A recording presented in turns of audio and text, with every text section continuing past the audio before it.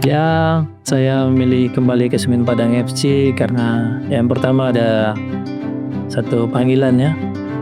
Sebelumnya saya di Persebaya, saya dapat kontak untuk membela Semen Padang FC. Tentunya saya antusias untuk kembali ke sini untuk dapat bisa berkontribusi di Semen Padang FC pada tahun ini.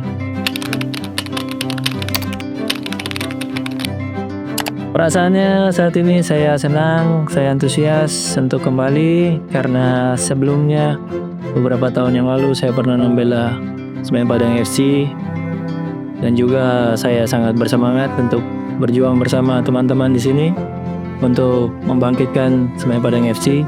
Semoga saya dapat berkontribusi lebih dan bisa membantu Semen Padang FC.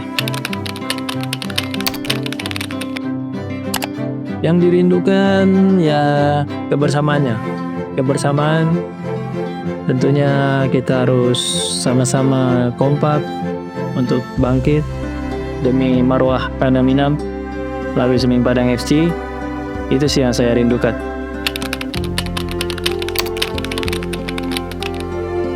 Target saat ini, di saat saya kembali, tentunya saya berusaha semaksimal mungkin dapat bisa membantu dan berjuang bersama teman-teman yang lain demi Semen Padang FC dapat bisa bersaing di Liga 1. Terima kasih.